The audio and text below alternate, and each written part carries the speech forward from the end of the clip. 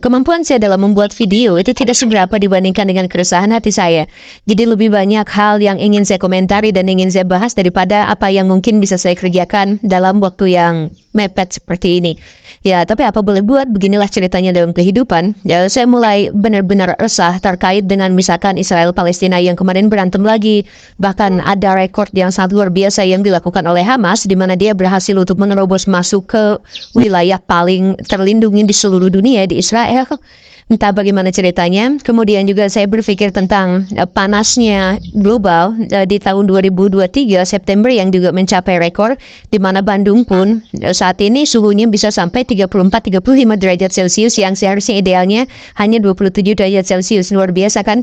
Kemudian kita juga mengetahui kemarin ada putra dari seorang pejabat tinggi di Indonesia, anak anggota DPR yang melakukan pembunuhan kepada seseorang dengan menyiksanya terlebih dahulu, diancam hukumannya cuma 12 tahun penjara karena hanya menganiaya, tapi sampai mati gitu doang lah.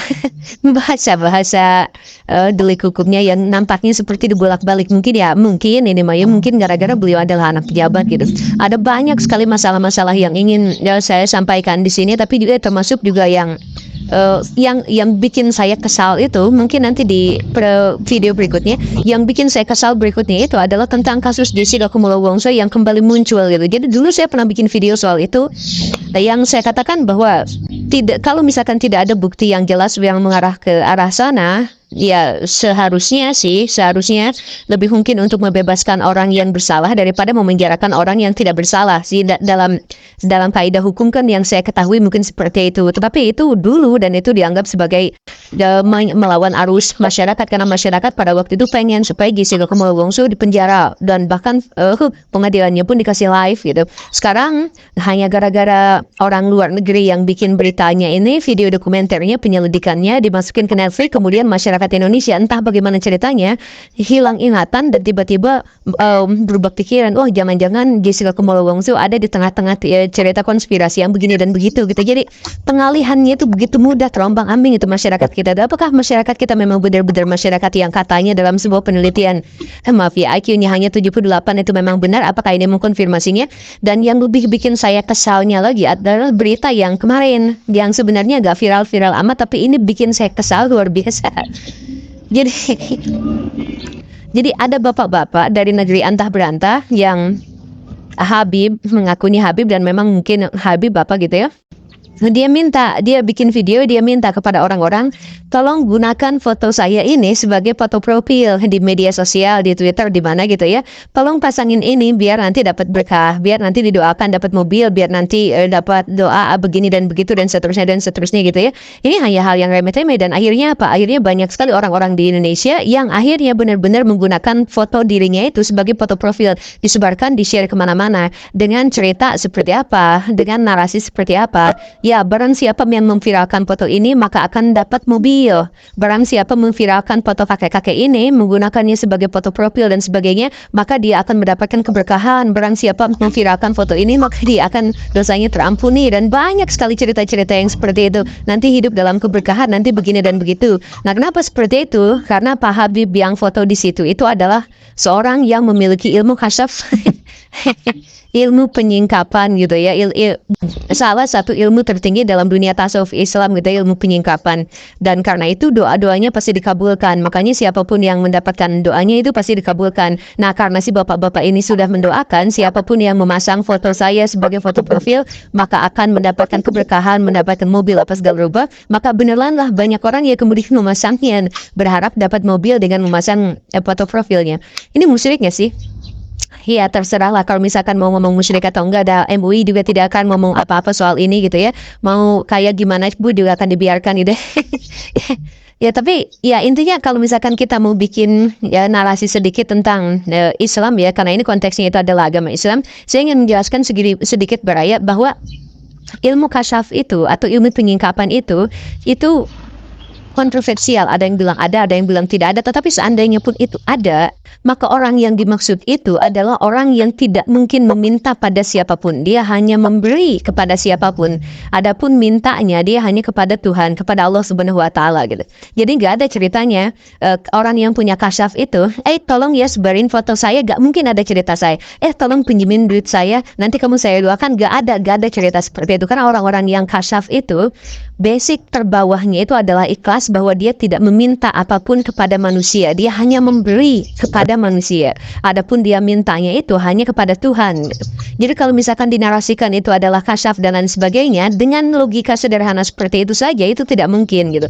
Kemudian Abah cuman minta didoakan supaya selalu sehat dan panjang umur dan sebagainya. Orang yang kasyaf itu gak pernah berdoa dengan cara seperti itu. Gak pernah berdoa untuk tema-tema yang teknis seperti itu. Orang-orang yang kasyaf itu, kalaupun memang mau berdoa, itu berdoanya itu adalah, ya Allah berikan yang terbaik buat saya menurutmu. Udah gitu doang. Jadi dia mau mati hari itu juga gak apa-apa. Dia mau dibuat sakit 10 tahun sejak saat itu juga gak jadi masalah. Bagi orang-orang yang kasyaf itu seperti itu. Karena baginya satu-satunya doa, satu-satunya permintaan yang dia ajukan kepada Tuhan itu adalah bahwa dirinya ingin dicintai oleh Allah Subhanahu Wa Taala. Udah, itu tidak lebih daripada itu. Dia mau, bahkan dalam versi-versi yang paling ekstrim, misalkan Abu Yazid Al-Bustami atau Al-Halazi dan sebagainya, bahkan ketika mereka masuk neraka pun bagi mereka itu gak jadi masalah, asalkan mereka tetap dapat kasih sayang dari Allah Subhanahu Wa Taala gitu. Itu versi yang paling ekstrimnya gitu, yang disampaikan oleh orang-orang yang percaya bahwa kasyaf itu ada gitu. Jadi gak mungkin doakan saya ya semoga sehat selalu, nanti saya begini dan begitu, ya gak mungkin orang yang punya kasyaf seperti itu. Yang uniknya itu adalah bahwa putranya mengatakan bahwa ayahnya itu tolong jangan dilebih-lebihkan karena dia bukan pengusaha ekspor impor, tapi dia itu adalah tapi kalau misalkan ada orang yang menganggap dia wali, dia terserah perspektif masing-masing. Justru yang melebih-lebihkan itu adalah kalau ada orang yang menyebut dia itu wali gitu. Karena apa? Kan misalkan kalau ya kan wali itu adalah gelar yang gaib yang tidak ada seorang pun yang tahu kecuali Allah Subhanahu Wa Taala gitu kan. Nah, ini makan wali-wali di Indonesia itu diperdagangkan gitu. Dia jualan air, kan banyak wali-wali di Indonesia yang jualan air. Ya, jualan air ini bisa menyembuhkan kanker, bisa menyembuhkan katarak, bisa menyembuhkan penyakit begini dan begitu dan sebagainya. Kenapa? Karena air ini didoakan sama wali anu gitu. Di mana ceritanya ada wali dagang air? Gimana ceritanya ada wali itu ngaku-ngaku kemana-mana bahwa saya itu wali? Atau misalkan ketika orang lain ngomong bahwa dirinya wali, dia diam saja dan sebagainya. Gak ada ceritanya seperti itu, Baraya. Ya karena tadi itu ilmu kasyaf ya, menjadi wali yang punya karomah dan sebagainya. Kalaupun memang mereka benar-benar ada, kalaupun ya, maka mereka itu tidak akan menggunakan gelar itu untuk masalah-masalah privilege keduniawian gitu.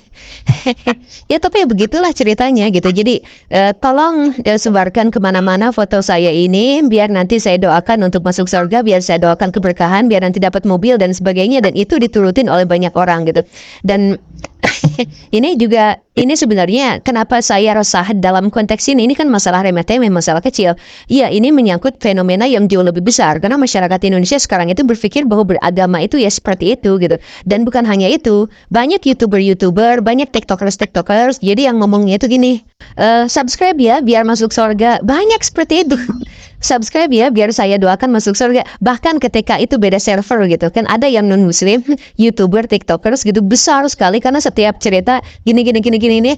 Tapi sebelum kita lanjut, klik tombol subscribe dan gini ya biar saya doakan masuk surga. Itu beda server, beda agama gitu. Tapi yang beda agama pun langsung masuk ke situ hanya gara-gara anjuran itu gitu. Jadi betapa mudahnya kita dagang agama, betapa mudahnya kita memperjualbelikan ayat-ayat Tuhan dengan harga yang sangat murah gitu untuk mendapatkan ya ampun, ya saya susah. Makanya saya jadi kesal itu, apakah IQ kita memang 78 gitu, apakah saya berbicara di sebuah negara 78 gitu.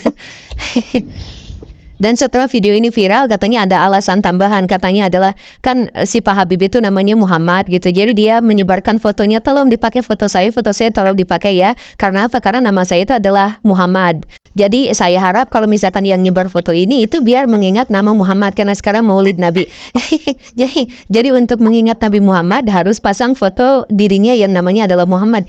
Ya makanya itu musyrik atau enggak sih, tapi ya silakan aja perdebatkan. Cuman maksud saya adalah ya buat buat abah-abah itu, buat masyarakat yang di sana, tolong sampaikan bahwa saya adalah salah satu orang yang memviralkan foto ini. Dengan orang yang menyaksikan video saya ini sampai puluhan ribu, mungkin juga ratusan ribu, mungkin ya, mungkin. Nah, pokoknya saya memviralkan foto ini. Jadi, apakah saya layak dapat mobil? Ya, apakah mobil yang saya akan miliki itu dapatnya banyak atau mewah? Kan saya memviralkannya banyak, lebih banyak daripada banyak orang.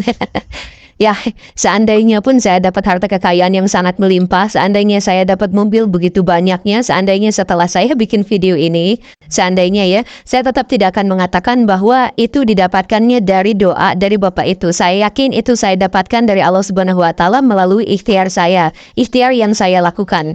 Bukan gara-gara doa seseorang yang begini dan begitu yang memintanya di belakang untuk begini dan begitu, gak mungkin challenge seperti itu. Mekanisme dalam Islam adalah kita berusaha sambil berdoa, nanti hasilnya urusan Allah. Jadi gak ada privilege dari orang-orang tertentu yang nanti didoakan begini dan begitu nanti akan mendapatkan ini.